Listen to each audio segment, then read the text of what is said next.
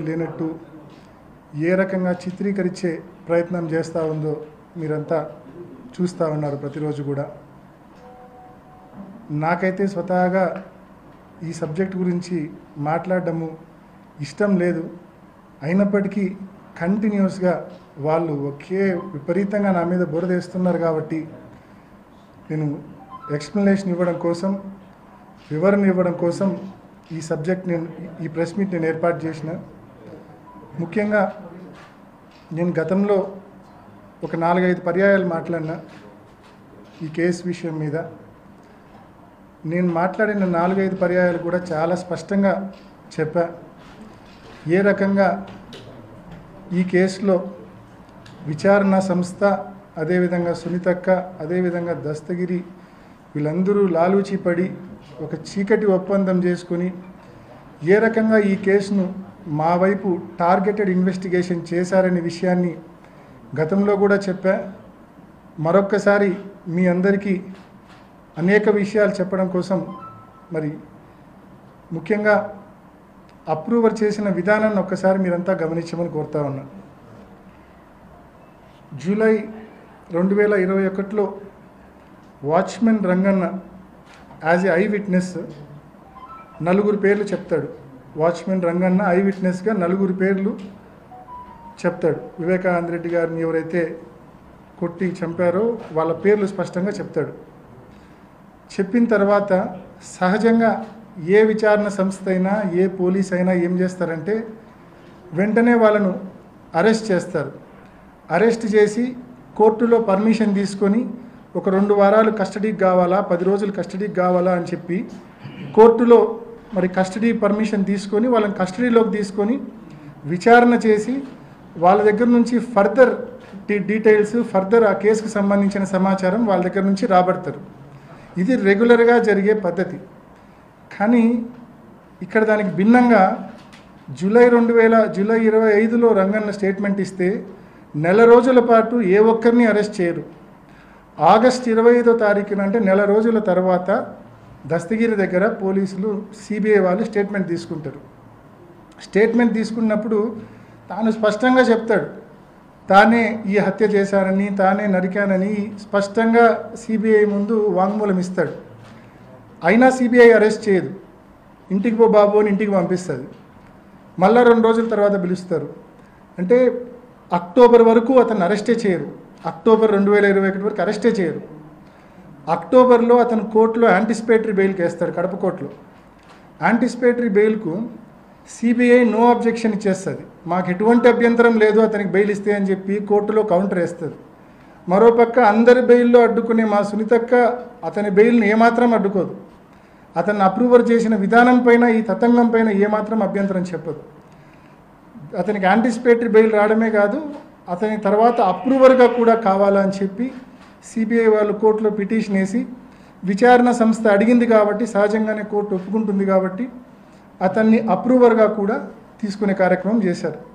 So ముఖ్యంగా దీంట్లో నేను చెప్పాలనుకుంది ఏంటంటే ఈ అప్రూవర్ చేసిన విధానం అనేది ఏ రకంగా సిబిఐ, ఏ రకంగా సునీతక్క, ఏ రకంగా దస్తగిరి లాలూచి పడి ఒక చీకటి ఒప్పందం చేసుకొని ఏ రకంగా ఈ అప్రూవర్గా మార్చుకున్నారనేది మీ అందరికీ దృష్టికి తీసుకొస్తా ఉన్నా.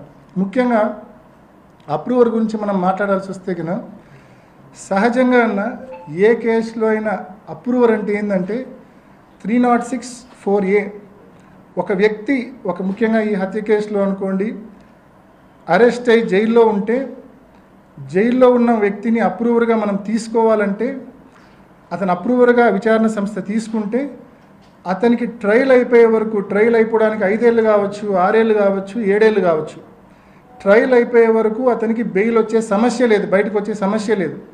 దాన్ని ఓవర్కమ్ కావడానికి చట్టంలోని లొసుగును చూసుకొని అతనికి పెద్ద గిఫ్ట్ 306(4)B అదేంటంటే యాంటిసిపేటరీ బెయిల్ వచ్చిన తర్వాత అప్రూవర్గా మార్చుకుంటే అతను జైల్లోకి ఒక్కరోజు కూడా పోవాల్సిన అవసరం లేదు. సో ఈ మాదిరిగానే అప్రూవర్ చేస్తే ఒక్కరోజు కూడా జైలుకు పంపకుండా శాశ్వతంగా నిన్ను ముద్దాయి నుంచి సాక్షిగా చేస్తాము, ఒక్కరోజు కూడా జైలుకు పోవాల్సిన అవసరం లేదు, కావాల్సినంత డబ్బు ఇస్తామంటే ఇంకా ఎవరి పేర్లు చెప్పమంటే వాళ్ళు చెప్పరండి. ఒక్కసారి దీన్ని విఘ్నతతో మీరందరూ కూడా ఆలోచించమని నేను కోరుతా ఉన్నాను. సో ఈ మాదిరి ఇంకా అప్రూవర్లు చేయడం అనేది ఒక ఆనవాయితీ అయితే కనుక రేపు పొద్దున్న నుంచి ప్రతి కేసులో ఈ అప్రూవర్షిప్ అనేది సరిపోని వాళ్ళని టార్గెట్ చేయడానికి ఉపయోగించే ఒక అస్త్రంగా ఉపయోగపడుతుంది తప్ప ఈ అప్రూవర్షిప్ అనేది వాస్తవాలు బయటికి రావడానికి నిజంగా ఉపయోగపడే పరిస్థితి ఉండదు. సో ఇది అప్రూవర్షిప్కు సంబంధించింది. అప్రూవర్షిప్తో పాటు సిబిఐ సునీతక్క దస్తగిరి లాలూచి విషయంలో కొన్ని ఎగ్జాంపుల్స్ కూడా మీ అందరి దృష్టికి చెప్పాలనుకుంటున్నా. ముఖ్యంగా 20 జూలై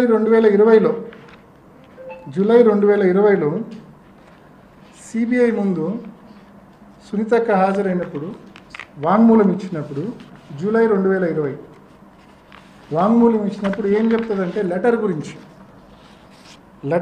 ఏం చెప్తుందంటే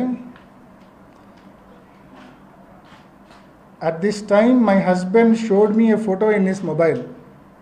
అంటే సునీతక్క భర్త రాజశేఖర్ ఫోన్లో photo చూపించాడంట. The said photo was purported letter written by my father and mentioning therein the name of Prasad driver as suspect killer. The said photograph was forwarded through Krishna Reddy to my husband. After this I got afraid and suspicious as well that it may have been a fabricated letter in order to put the blame on Prasad and that he may be killed if the letter comes out. అని ఆ letter గురించి లెటర్ను చూసినా అని చెప్తుంది, letter ఉందని తెలుసు అని చెప్తుంది, లెటర్ బయటకు వస్తే ఏమేమో అవుతాయని చెప్పి కూడా ఇంత డీటెయిల్ ఎక్స్ప్లెనేషన్ ఇస్తారు. ఇంకా కింద చాలా ఉంది చదువుకుంటా పోతే. ఆ తరువాత వెంటనే బహుశా ఎవరో చెప్పినట్టున్నారు సిబిఐలోనే, ఎవరైనా లాయర్లు చెప్పినారేమో, ఈ రకంగా స్టేట్మెంట్ ఇస్తే నీకు నష్టమమ్మా అని చెప్పారేమో.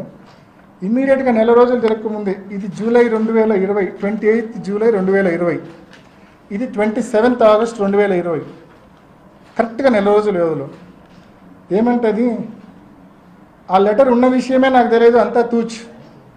నాకు లెటర్ నేను చూడలే, లెటర్ గురించి నాకు తెలియదు, అంతా తూచ్. నేను లెటర్ను కేవలం రాహుల్ దేవ్ శర్మ పులివెందులకు రీచ్ అయినాక సాయంకాలం రాహుల్ దేవ్ శర్మ చూపిస్తేనే చూసినా తప్ప నాకు లెటర్ గురించి ఏమీ తెలియదని చెప్పి వెంటనే తప్పించుకుంటుంది. సిబిఐకి ఇచ్చిన వాంగ్మూలాలండి ఇవన్నీ కూడా. ఈజ్ దిస్ న్యాచురల్ జస్టిస్ అని నేను అడుగుతా ఉన్నా, సునీతక్కను అడుగుతా ఉన్నా, సిబిఐని కూడా అడుగుతా ఉన్నా. ఇది న్యాచురల్ జస్టిసా? సామాన్యుడికి ఇది సాధ్యమేనా? సిబిఐ దగ్గర ఒక వాంగ్మూలం ఇచ్చి నెల తిరగకుండానే నా వాంగ్మూలం అది కాదు, నేను అసలు చూడలే వినలే, దాని గురించి నాకు ఏమీ తెలియదంటే అటువంటి వాంగ్మూలం అసలు రికార్డు చేస్తారా? నెల తిరగకుండానే వాంగ్మూలం, మళ్ళీ రెండో వాంగ్మూలం నాకేం తెలియదంటే రికార్డ్ చేశారు. మీ అందరికీ కాపీస్ ఇస్తున్నా, ఇప్పుడు మీ అందరికీ కూడా 10 కాపీస్ మీ అందరికి ఇస్తా ఉన్నా. అండ్ అంటే ఈ మాదిరి దస్తగిరి కూడా ఇంకో నెల తర్వాత పోయి నాకేం సంబంధం లేదు అంటే అంతా తూచి నేను చెప్పింది అంటే అయిపోతుందా? తూచి అవుతుందా ఇది? అంటే ఏ రకంగా ఒక విచారణ సంస్థ, ఒక సునీతక్క, ఒక దస్తగిరి లాలూచి పెడితే ఏ రకంగా ఉంటుందనే దానికి ఇదొక ఉదాహరణ. ఇంకోటండి, ఆ వీడియో ఓపెన్ చేసి అంతకుముందు 4 minutes. ఇంకోటి ఇన్సిడెంట్ జరిగిన వెంటనే, ఇది కూడా వీళ్ళ యొక్క ఒప్పందం చూపించే వీడియోనే. ఇది కూడా ఇన్సిడెంట్ జరిగిన వెంటనే ఒక 2 వారాలకు సునీతక్క ప్రెస్ మీట్ పెడుతుంది, 10 రోజుల్లోనే అనుకుంటా. ఆ ప్రెస్ మీట్లో చాలా స్పష్టంగా చెప్తుంది, what was my father doing, మీరే వినండి.